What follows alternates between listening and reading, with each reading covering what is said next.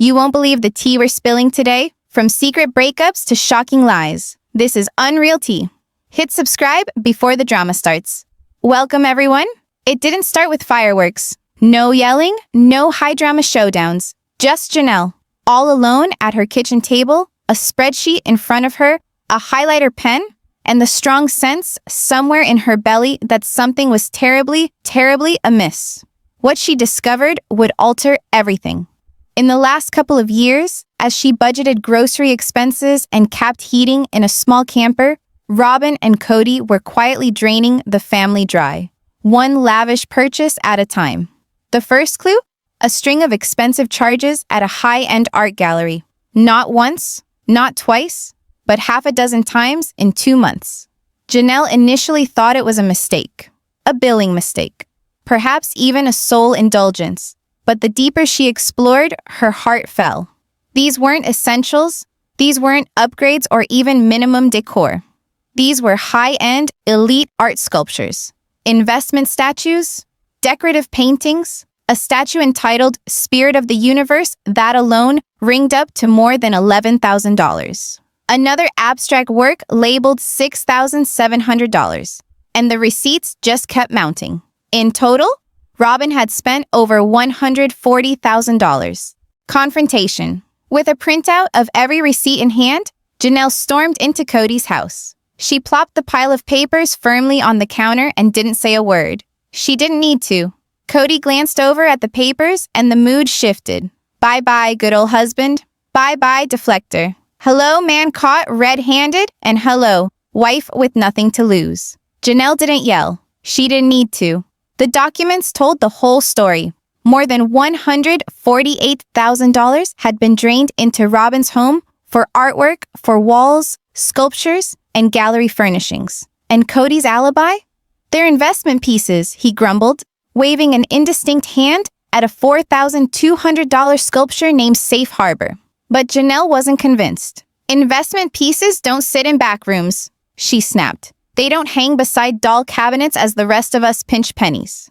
And then came the actual bombshell. Did you use my part of the land sale? The room was silent. Cody massaged his face, grumbled something about staging the house for resale.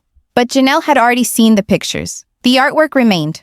So were the gold-plated fixtures, the surrealist bears, the decadent, one-of-a-kind pieces that shrieked excess. Robyn wasn't arranging for a sale. She was living like a queen. The land sale scandal. The Coyote Pass dream was supposed to bring them all together. A legacy, a do-over. Every wife would have her own house, her own land. Equal share, equal vote. But that dream was given a slow demise, tossed beneath bureaucracy, favoritism, and deceit. When the land finally sold in 2024 for $1.5 million, everybody was assured their equal share. Janelle waited and waited. But when her check finally arrived, it was short, astoundingly short. Meanwhile, Robyn was bragging new furniture, upgrading jewelry, even looking at doll accessories on the internet. Internet sleuths joined the dots. More than 100 Etsy buys in 2024 alone, linked to Robyn's notorious American Girl collection, which had allegedly swelled to a whopping $62,000. While Janelle borrowed hoses to fill up her camper's water tank, Robyn had doll dresses with satin ribbons and velvet shoes. And that's when Janelle discovered the doll room. The room that rocked her to her very core. It was locked, hidden behind an upstairs hallway door. Inside, rows and rows of creepily realistic dolls. One-of-a-kind gowns, furniture for dolls. Plaque quotes such as, "Dolls are my therapy," on the wall. Shelves of Victorian hats and doll-sized chandeliers. The room appeared to belong in a museum, or in a fairy tale, or in a shrine. But to Janelle, the room appeared to belong in a hall of deceit. Hundreds of Etsy orders led back to Robyn. One-of-a-kind doll shoes, lace-edged gloves, even a handmade cabinet, financed by Gwendolyn, not Robyn. Because yes, the children were witnessing it, and they knew the truth. Gwen cut straight to the point. They're shopaholics, not within their means, not even close. She wasn't lying. And Janelle, finally having it all laid out, wasn't going to remain silent any longer. What Janelle discovered next would make all this other stuff look like pocket money. It wasn't about excessively priced art or collector dolls. It was about a trend, a scheme, where Cody and Robyn were treating the family account like their own personal ATM, without any supervision, without any accountability, and without any guilt. Through the years, fans caught wind of anomalies. Why did Robyn get a nanny and Christine got to do it all alone? Why purchased Cody designer jewelry and customized bicycles for Robyn's children, but hardly noticed birthdays in the other two homes? The answers were hidden in spreadsheets, and Janelle was unearthing them. She followed the timeline to the sale of the Las Vegas houses. When Christine sold her home, the money was added to the family fund. But when it was time to take out her share, suddenly Cody and Robyn said it wasn't hers, that they had helped with the down payment. Mental gymnastics, that was the name of the game. Janelle had heard it all before. Wait a little longer. We're sorting it out. Funds are tied up in escrow. And meanwhile, Robyn was reviewing another $800 custom order for doll furniture.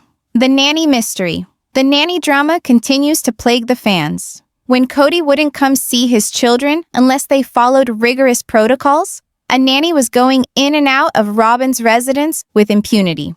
Christine, not having seen Cody in weeks, finally lost her temper. What does the nanny do? It became the rallying cry of a fandom tired of the hypocrisy. Janelle, the always reserved bookkeeper of the family, started gathering it all. Texts, receipts, timeline inconsistencies.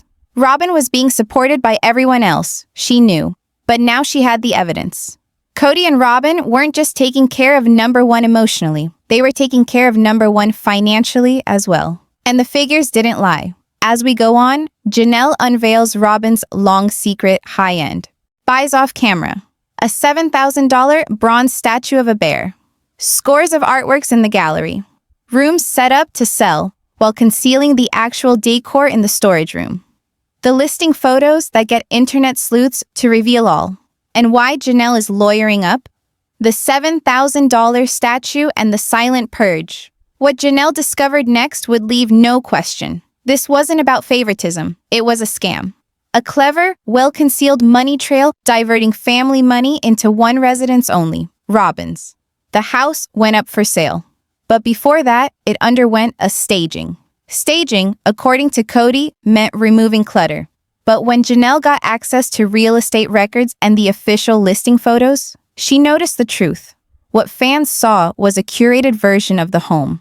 The reality had been shipped off into storage. But even in that staged rendition, keen-eyed enthusiasts spotted luxurious statues, surrealist prints in frames, and sculptures such as Ursa Major, a $7,000 bronze bear centerpiece, still resting in plain view. And that was only the exterior layer. Reddit detectives cross-checked items against luxury art galleries. They discovered paintings worth more than $11,000, limited edition items. And oddly, most of the items that Robyn had previously critiqued in public online under her Etsy account matched. There were spreadsheets these days. Fan-organized digital audits side by side, comparing décor, price tags, and TLC screen captures. The estimate, more than $148,000 in art, décor, and dolls. And then, the legal turn. Sources said Janelle had already contacted lawyers, not for TV drama, but for actual legal paperwork regarding how the group accounts were managed and how Robyn's purchases were made without group sanction. More astounding, some reports indicated Janelle might have already emailed copies of those receipts to producers, not to sabotage the show, but to compel accountability. Because when Cody and Robyn began hyping a spin-off, one that didn't include the other wives, the pushback online was swift. Fans cried for the whole truth.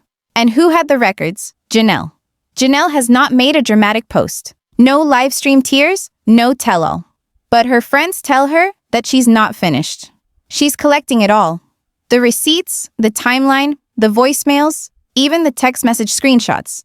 And when she's ready, she won't just take back her story. She'll reveal it all. Because now, it's no longer a matter of revenge, it's a matter of justice. And this time around, Janelle has the power. Now we ask you, Should Janelle drop the files? If she makes it public with the spreadsheets, the allegations, the reality? And what would justice actually be?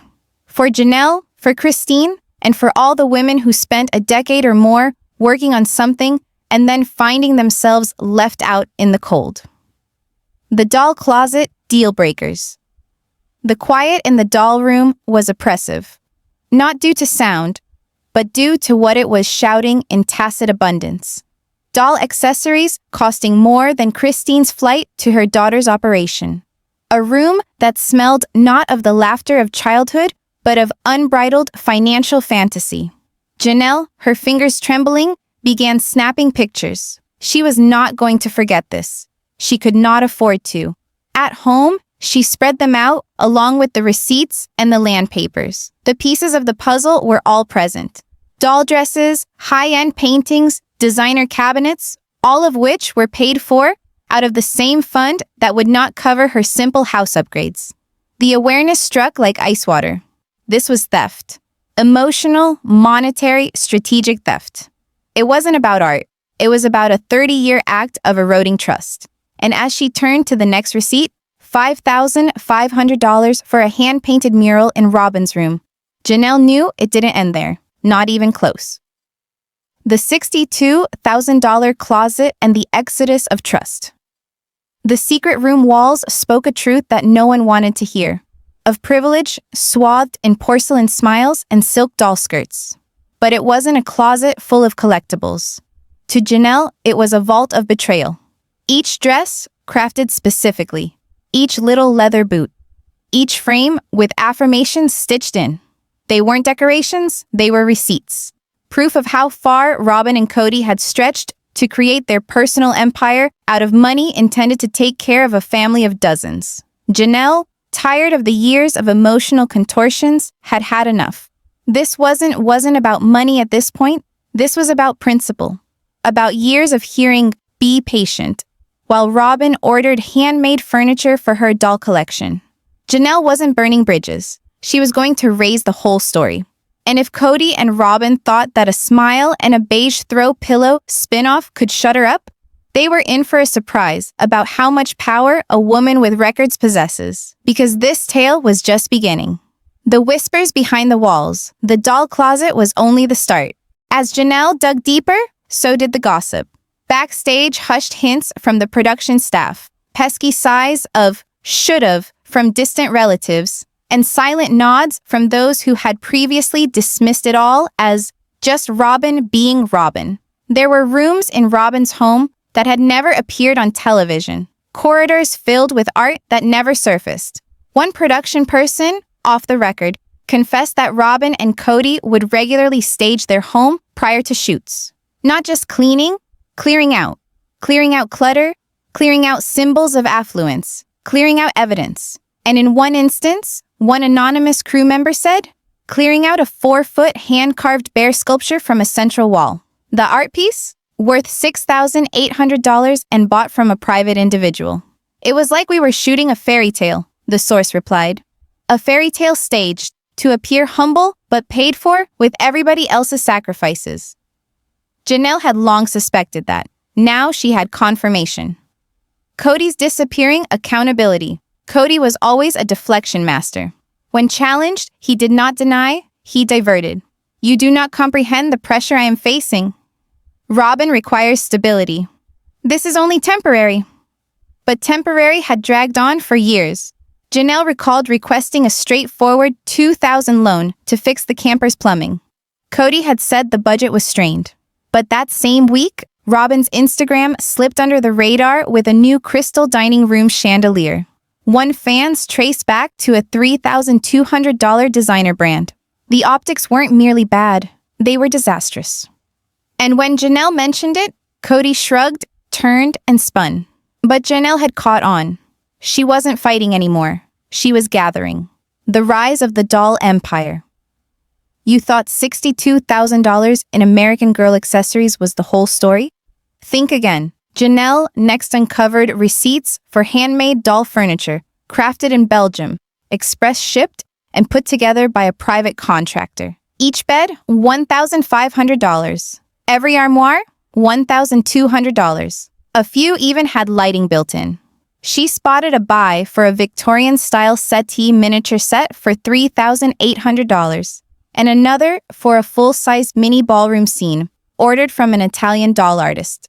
The twist? They were not for display. Robyn, by her own accounts, often sat with the dolls for emotional grounding. One memo itemized, even put, therapy chair for Grace, doll. At $950, Janelle was couch surfing, meanwhile, between her camper and Christine's house. The disparity was cruel. It was criminal in intent. Who really paid for what? As more records emerged, Janelle reconstructed a timeline that exposed the family's financial story. Christine's sale of her Las Vegas house had previously been a lifeline, paying a significant portion of the Coyote Pass investment. But when it was time for Christine to cash out, Cody and Robin insisted that she owed them because of prior assistance, thus cutting into her portion. Now Janelle discovered records that her own $42,000 down payment, which she had made in 2018, had been diverted, used to finance Robyn's home renovations under the guise of shared family equity. There was no shared equity. Robyn had a house, a nanny, and now a private doll museum.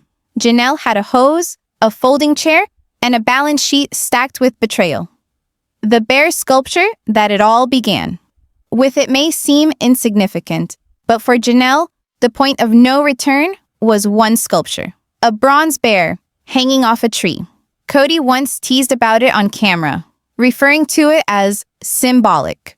Symbolic of what? Janelle wondered now. Greed? Favoritism?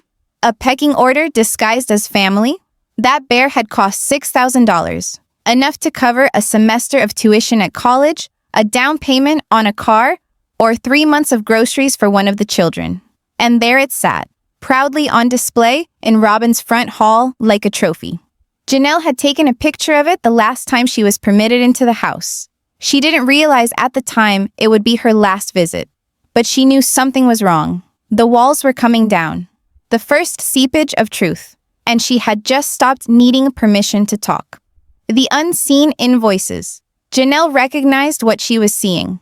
She had the original bank transfers, a string of invoices Robyn thought would never resurface. These weren't loan extras.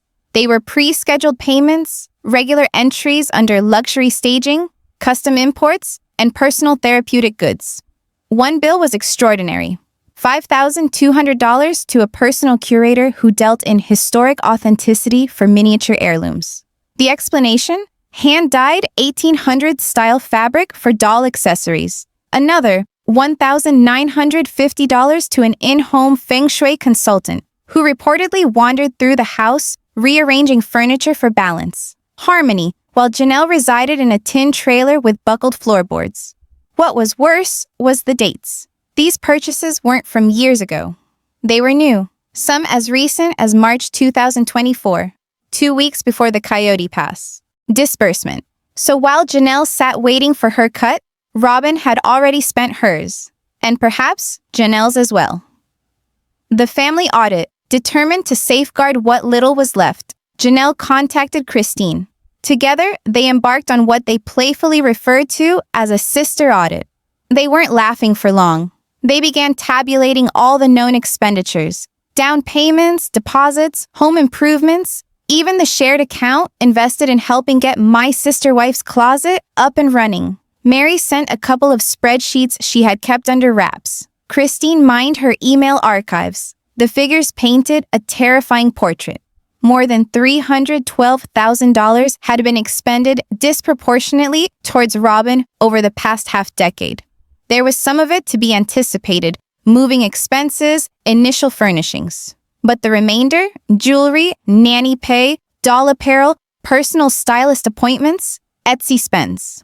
When they laid out the doll expenditures alongside Isabel's hospital bills, the disparity wasn't merely financial, it was ethical. When the silence broke, it started as a Reddit leak. One fan account posted a pixelated photo of Robyn's doll room, allegedly taken from a member of the TLC crew. The caption was, "This is where your Coyote Pass money went." It blew up. In 24 hours, the hashtag #Dollgate was trending on TikTok. Thousands of fans pieced together videos with price tags, compared screenshots from Etsy, and dissected Robyn's expenses like forensic crime scene experts. What had started as whispers on the internet turned into a roar of outrage. Christine simply sent out a heart emoji on Twitter. Janelle liked the status. Mary sent out a cryptic message. Truth doesn't mind being questioned. A lie does. Cody and Robin? Crickets. The legal letter.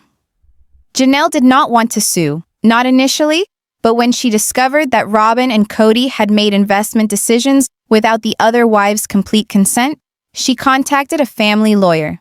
The letter was constructive but unyielding.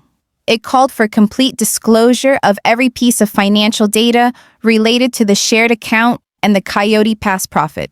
It referred to possible misappropriation of funds and said one thing clearly.